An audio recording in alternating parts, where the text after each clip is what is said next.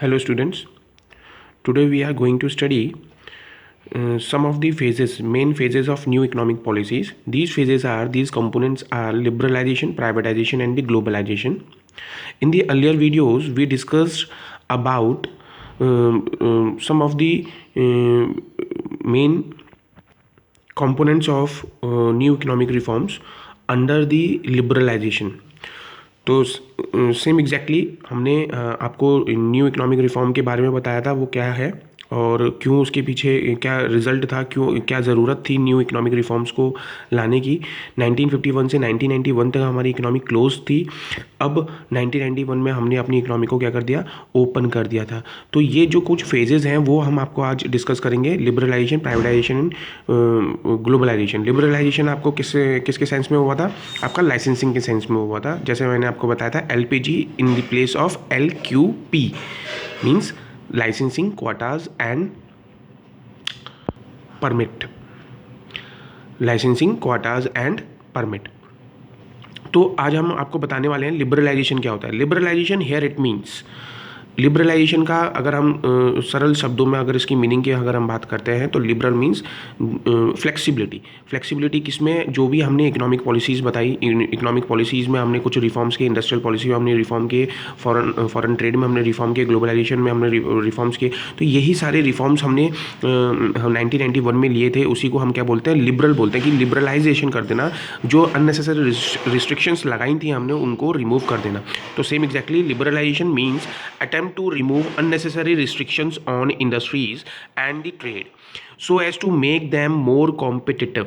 जिससे हम क्या बना सकते थे, अपनी इंडियन इंडस्ट्रीज़ को मोर कॉम्पिटिटिव बना सकते थे। किसके साथ कंपटीशन मिलता है, फॉरेन कंपनीज़ के साथ उनको कंपटीशन मिलता है। क्योंकि उस समय ये भी कुछ हमने आपको बताया था कि अगर सारा का सारा कंट्रोल PSU का होता तो हमारी इकोनॉमिक ग्रोथ नहीं हो पाती। दूसरा, मोनोपोली बहुत ज़्यादा होने लग गया था, सुपीरियर क्वालिटी के गुड्स नहीं मिल रहे थे, तो कंपटीशन होना बहुत ज़्यादा ज़रूरी था।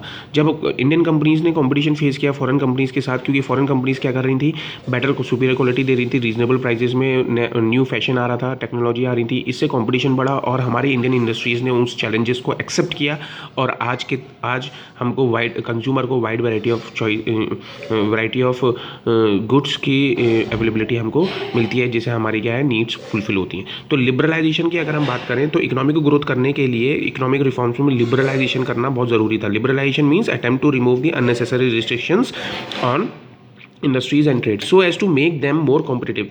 Economic liberalization gives the freedom to making independent. Here economic liberalization पैसे से रिलेटेड अगर हम बात करें तो यहाँ पर क्या हो रहा था, प्राइवेटाइजेशन को बढ़ावा दे रहे थे। इकोनॉमिकली हम क्या कर रहे थे, उनको फ्रीडम दे रहे थे कि आप अपने हिसाब से क्या करें, पैसा लगाएं, कैपिटल लगाएं, इन्वेस्टमेंट करें और कंज्यूमर की नीड्स को, डिमांड को देखते हुए गुड्स का प्रोडक्शन करें। इससे क्या होगा, एम्प्लॉयमेंट जनरेट होगा, रिसोर्सेज का अच्छे से चैनलाइजेशन होगा। तो same exactly economic liberalisation gives the freedom of making independent economic decision. Liberalization attempt in the new economic policies ensured this freedom to the private entrepreneur. जैसे मैंने आपको बताया, प्राइवेट इंटरप्रेन्योर को क्या मिल रहा था, फ्रीडम मिली थी। Here in short we can say removing the licensing raj, it is called liberalization. Now there are some silent features of trade policy after liberalisation. अगर हम ट्रेड पॉलिसी की बात करें लिबरलाइजेशन की, तो क्या क्या हमने लिबरलाइजेशन के हम फीचर्स की अगर हम बात करते हैं तो इंपोर्ट क्वार्टर्स हमने अबॉलिश कर दिए थे। पॉलिसी ऑफ इंपोर्ट लाइसेंसिंग हमने क्या कर दिया था, ख़त्म कर दिया था। Except in the case of good which are not environmental friendly and the hazardous has almost been scrapped. There is a moderation reduction of import duty to enhance the competitiveness in the domestic market. हमने कुछ moderate किया था किसमें, import duties में, जिससे competition हो, कम से कम tax लग रहा था। Export duty has been withdrawn to enhance the competitiveness of Indian goods in the international market. Briefly, the trade policy after the liberalization is to facilitate the integration of Indian market with the global market. इससे क्या हो रहा था, हमारी global market के साथ Indian economy क्या कर रही थी, इंटीग्रेट हो रही थी, मिल रही थी, with a view to achieving the growth through the competition rather than protection. तो ये हमारा मेन मोटो था। नेक्स्ट है, अगर आपको हम बता दें कि लिबरलाइजेशन, यहाँ पर जो नेक्स्ट टॉपिक है आपको हम बता दें, don't confuse the liberalisation with the legislative system. जैसे आपको हम बता दें कि 3 तरह के सिस्टम होते हैं, democratic, autocratic and the legislative. Autocratic जैसे आपको पता होगा कि तानाशाही वगैरह हिटलर के जो के ज़माने के टाइम पे जो हिटलर अपनी मनमानी करता था, और आप कहें कि रूल्स रेगुलेशंस उसके होते थे, मतलब you can said power in single hand, centralise power की अगर हम बात करें तो ये उस समय वो उसको हम क्या बोलते हैं, ऑटोक्रेटिक बोलते हैं। डेमोक्रेटिक मीन्स दोनों के साथ मिलके समझ के आपस में डिसीजन लेना, तो ये होता है डेमोक्रेटिक। हमारी इंडिया क्या है, डेमोक्रेटिक कंट्री है। नाउ लेजर सिस्टम वो सिस्टम होता है जहाँ पर लीडर को, जहाँ पर किसी भी लीडर को कोई मतलब नहीं होता है, उसको सिर्फ और सिर्फ मतलब होता है कि काम टाइम पे कंप्लीट हो जाए। वहाँ पे एज सच फ्रीडम कि हम बात करें लिबरलाइजेशन का, जैसे हम बात करें यहाँ पर कि फ्रीडम की बात करी हमने इकोनॉमिक रिफॉर्म्स में, तो यहाँ का मतलब ये नहीं है कि हमने लेजर स्फीयर सिस्टम की बात करी। Laissez faire system is totally different and the liberalization here it means totally difference. So let us understand the concept sorry let us first understand the concept of laissez faire. It refers to system in which there is no intervention by the state in the functioning of the economy. अगर हम बात करें concept की, laser sphere की concept की बात करें, तो it refers to a system in which there is no intervention by the state in the functioning of an economy. जब आप काम कर रहे होते हैं, वेरियस फंक्शन परफॉर्म कर रहे होते हैं कंट्री में, तो उस समय स्टेट गवर्नमेंट क्या है, इंटरफेयर नहीं करती है। उसको हम क्या बोलते हैं, लेजर स्फीयर बोलते हैं। All the decisions relating to allocating of resources and the goods and services, what type of goods and services to be produced and produced by the producers on the basis of market forces, supply and demand.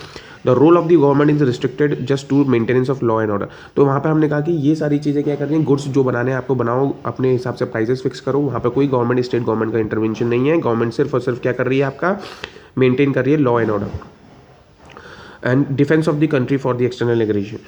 It is nothing beyond being a night watchman of the country. तो इसका मतलब क्या है, government सिर्फ और सिर्फ क्या कर रही है, आपको वॉचिंग कर रही है, आप काम किस तरह से कर रहे हैं, इलीगल वर्क तो नहीं कर रहे हैं। तो सेम एग्जैक्टली गवर्नमेंट का यही काम है। तो इसका मतलब ये नहीं कि laissez faire system, but we can say laissez faire should not be confused with the laissez faire system. Liberalization only implies a situation wherein the government allow the greater degree of freedom and flexibility to the private entrepreneur in the matter relating to allocating the resources. यहाँ पर liberalization का मतलब ये हुआ कि यहाँ पर government आपको और ज़्यादा रिलैक्सेशन दे रहा है, फ्रीडम दे रहा है। किसके सेंस में, गुड्स एंड सर्विसेज को प्रोड्यूस करने में, प्रोडक्शन करने में। The size of the production increased by the producer according to the demand and supply. Whatever the prices they are fixed as per the quality and the targeting which target the customers, किसको वो target कर रहे हैं उसके हिसाब से। तो यहाँ पर लिबरलाइजेशन का मतलब ये हुआ to for example, pursuing the policy of liberalization, the government may abolish the licensing and registration of the enterprises as an essential requirement. Likewise, the government may liberalize or abolish the limits on the production of capacity of the firm. But all this is in consonance with the direct participation of the government in the production activity.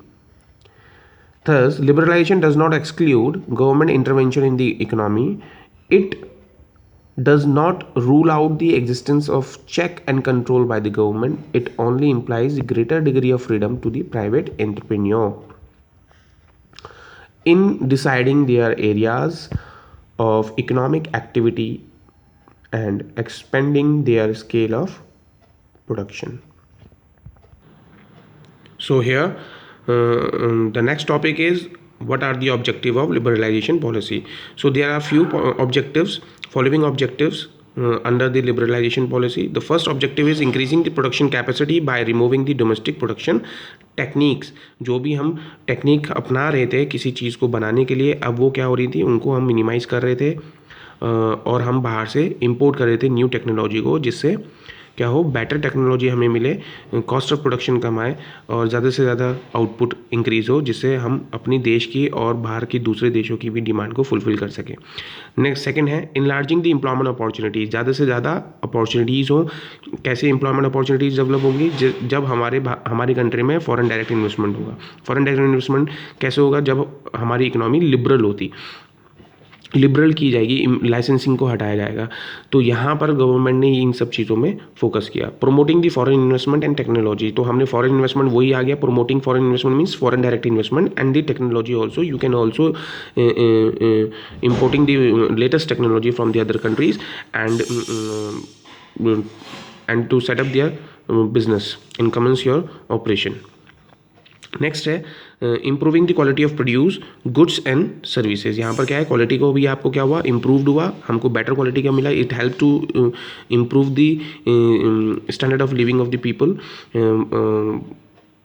Because of superior quality of available goods in the market. तो competition भी मिला यहाँ पे आपको, wide variety of choice मिली आपको।